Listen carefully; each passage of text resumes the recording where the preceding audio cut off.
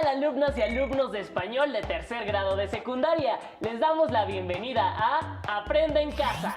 Estos programas son una oportunidad para descubrir nuevas estrategias de aprendizaje y poner en práctica habilidades escolares que les ayudarán en su crecimiento personal y académico una vez que termine la contingencia.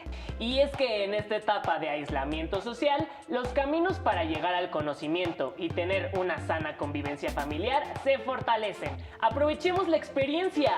Antes de empezar, vayan por lápiz y papel para que no pierdan detalle de la información que les vamos a presentar. Llevar un orden en sus actividades y realizar los apuntes pertinentes también les permitirá retomar los contenidos con mayor claridad. Al final de cada transmisión podrán incorporar estas anotaciones en su carpeta de experiencias para presentarla a sus docentes, compañeras y compañeros cuando llegue el momento de regresar a sus planteles escolares. En esta ocasión nos adelantaremos al tema elementos para escribir un ensayo y explicaremos sus características y cómo pueden escribir uno. El ensayo es un tipo de texto en el que predomina la argumentación. Su función es desarrollar de manera muy personal una postura acerca de un tema determinado para evaluarlo, discutirlo, compararlo o interpretarlo bajo una nueva visión. También existen distintos tipos de ensayo y variadas formas de expresar a partir de su contenido una opinión. El siguiente video les orientará acerca de sus características más importantes. También recomendamos hacer apuntes para que puedan realizar los ejercicios que plantearemos al final. Vamos a verlo. Hola, hoy hablaremos de un texto que expone las reflexiones y opinión de su autor sobre un tema determinado, el ensayo.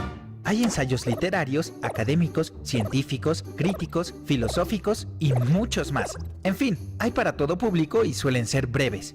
El ensayo está escrito en prosa y expresa la opinión de su autor, por medio de argumentos que tratan de convencer a la persona que lo lee. Para conseguirlo, el autor investiga, reflexiona, toma una postura ante el tema y argumenta sus ideas para defender su punto de vista. Sin importar qué tipo de ensayo sea, siempre lleva una introducción que explica de qué trata el tema y la postura del autor, el desarrollo o cuerpo donde se exponen las ideas del autor respaldadas con las de otros autores, y la conclusión o comentarios finales, que presentan una reflexión final o propuesta ante el tema. El ensayo también puede utilizar anécdotas, citas textuales o definiciones para clarificar, argumentar o mantener el interés en el tema.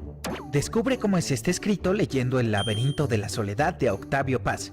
Ensayos que describen las costumbres, formas de pensar y actuar de la cultura mexicana. Este libro es uno de mis favoritos. Continúa con el curso y usa este espacio como un lugar para descubrir tus habilidades como ensayista. Nos vemos en el siguiente video de Toda historia tiene una forma.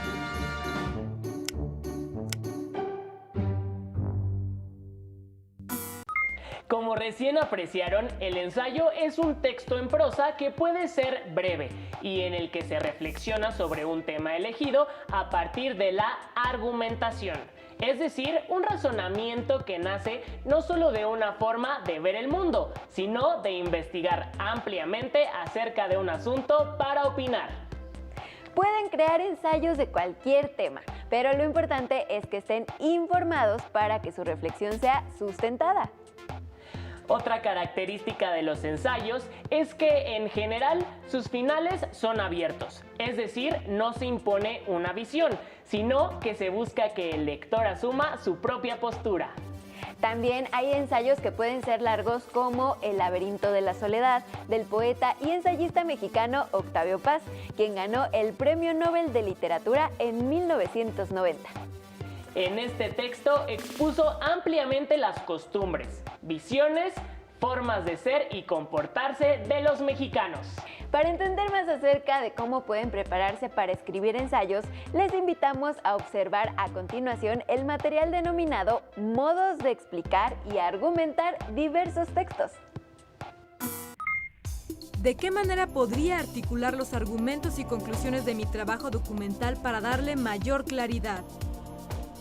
La elección del nexo debe estar de acuerdo con lo que quieres argumentar, de modo que si quieres concederle una razón a la persona que está contraargumentando, o bien ante una cosa probada quieres dar tus propias razones, puedes usar un nexo concesivo y usar la palabra aunque, por ejemplo, que nos dice que, bueno, tienes razón en tal parte, pero aunque tú afirmes tal cosa o aunque los hechos digan tal, está esta afirmación mía o esta investigación mía o este dato que yo tengo a mano que contradice lo que tú has dicho.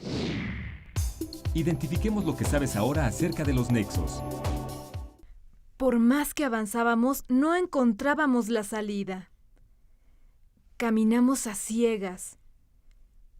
Jaime perdió la linterna. A cada momento nos preocupábamos más. Habían transcurrido varias horas. Entonces escuchamos unos pasos, pero estaban acompañados por el sonido de cadenas.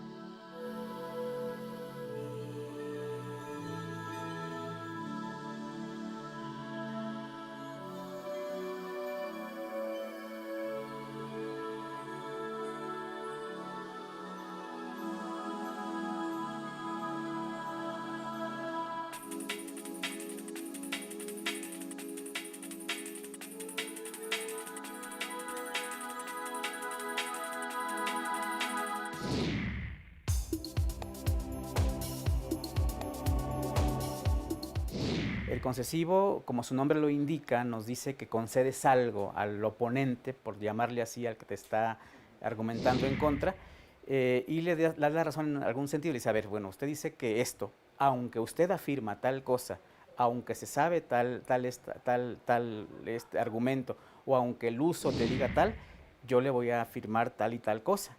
Entonces, como que al usar este aunque, concedes al otro una razón, pero le das otras más para contraargumentar lo que quieres tú decirle a esta persona. Es importante decir que la selección de nexos y el uso de ellos en una argumentación no tiene que verse de forma aislada. El estudiante tiene que mirar completo su texto, revisarlo y ver primero si lo que quiere decir está expresado en el texto.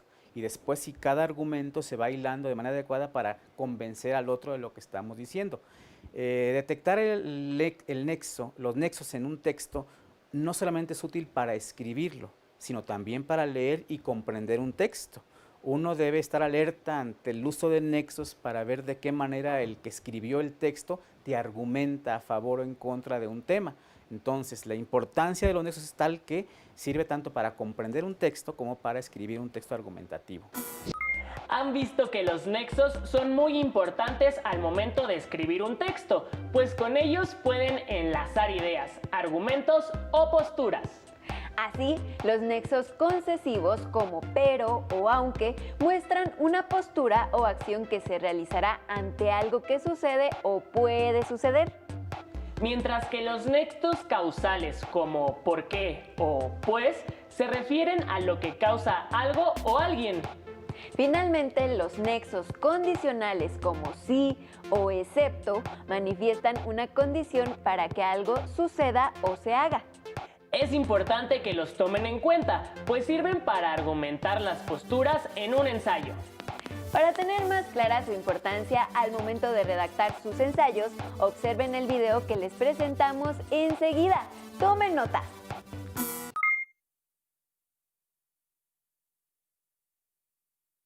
Cualidad de la escritura.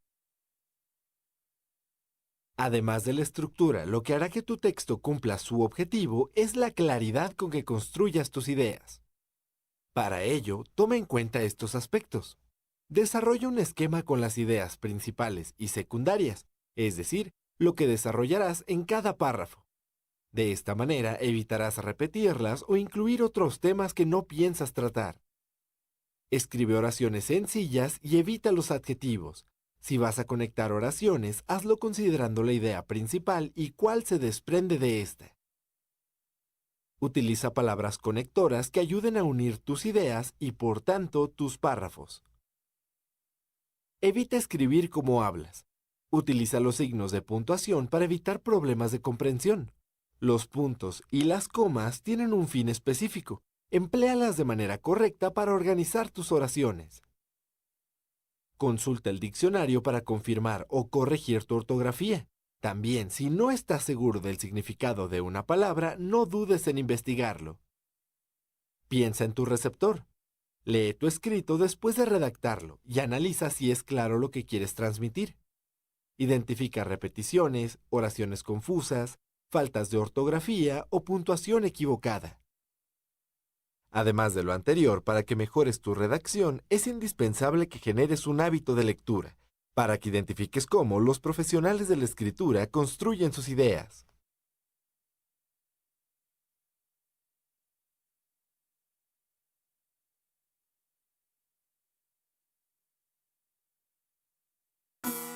¿Qué les pareció el material?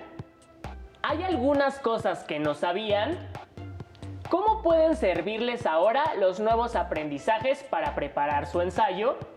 Como observaron, la claridad al momento de escribir sus ideas es muy importante. También es fundamental saber cuáles son las ideas principales y las secundarias, así como redactar oraciones sencillas, con conectores o nexos, sin olvidar los signos de puntuación, pues estos le dan la lógica a su escrito.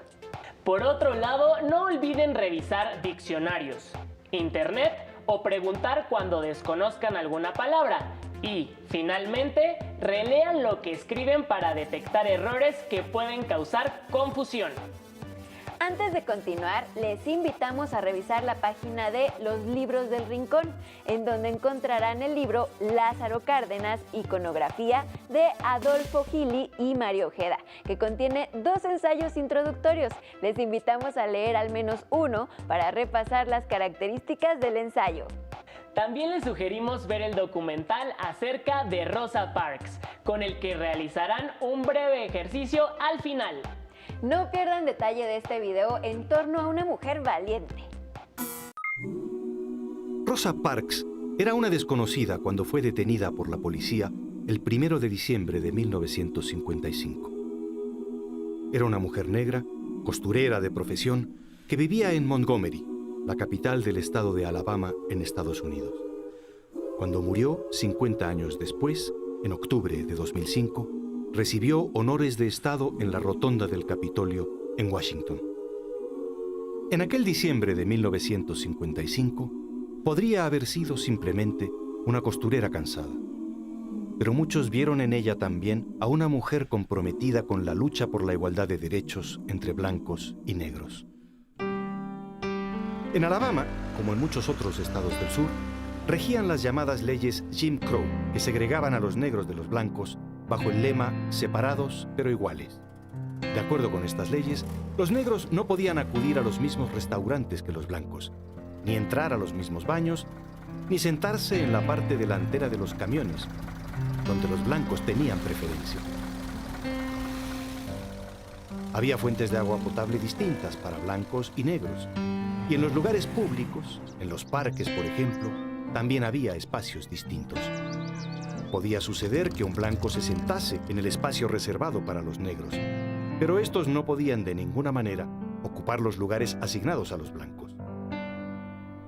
Montgomery seguía siendo una ciudad relativamente pequeña. Tenía algo más de 100.000 habitantes. Ese 1 de diciembre de 1955, Rosa Parks tomó un camión de regreso a su casa. Se sentó en la zona media, que podían ocupar los negros mientras no lo necesitara un blanco. El camión se fue llenando, y en un momento dado, el conductor les exigió a ella y a otros 3 pasajeros negros que se levantasen para dejar sus asientos a un joven blanco que acababa de subir. Rosa Parks se negó a hacerlo. Según diría después, estaba cansada y harta de ceder.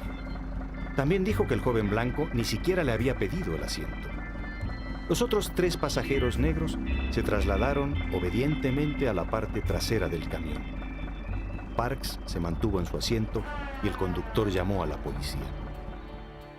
Ese pequeño gesto de una costurera de 42 años imprimió tal fuerza al movimiento por los derechos civiles de la población negra que ya nada volvería a ser igual. Esa noche la pasó Rosa Parks en los calabozos de la ciudad y solo fue liberada a la mañana siguiente mediante el pago de una multa de $14.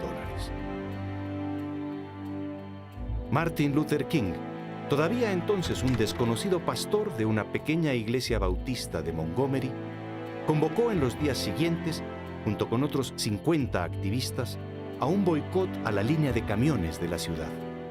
No era el primer boicot que se intentaba. En otras ciudades del sur de Estados Unidos había habido otros, pero apenas habían durado unos días. La gente, sobre todo los negros, en su mayoría pobres, sin vehículos particulares, necesitaban los camiones para ir a trabajar, para volver a casa. La decisión de convocar el boicot era difícil y arriesgada. Podía volver a fracasar, como en las ocasiones anteriores. El 5 de diciembre de 1955, 4 días después del arresto de Rosa Parks, comenzó la protesta. Durante 382 días, la inmensa mayoría de los negros de Montgomery, alrededor de 30.000, mantuvo el boicot a los camiones de la ciudad. Iban al trabajo y regresaban caminando, o hacinados en los pocos vehículos particulares disponibles, en general propiedad de otros negros. Los taxistas negros cobraban a sus clientes negros 10 centavos, que era el precio de un boleto de camión. Algunos caminaban hasta 9 kilómetros para llegar a su trabajo. Otros utilizaron bicicletas y hasta mulas para trasladarse. En las iglesias de las comunidades afroamericanas de todo el país se realizó una colecta especial para enviar zapatos nuevos a Montgomery. Los dueños de los comercios del centro de la ciudad, blancos en su mayoría, así como los propietarios de la línea de camiones, comenzaron a resentir las consecuencias económicas del boicot. Hubo ataques contra quienes encabezaban la protesta. La casa de Martin Luther King fue incendiada. Allí, frente a quienes se habían reunido para solidarizarse con él, improvisó un discurso. Debemos enfrentar la violencia con no violencia, dijo. El 13 de noviembre de 1956, la Corte Suprema de Estados Unidos declaraba ilegal la segregación en camiones, restaurantes, escuelas y otros lugares públicos. El boicot había triunfado. En la situación de Rosa Parks, de Martin Luther King, de los negros de Montgomery, de los blancos, ¿qué hubieras hecho tú?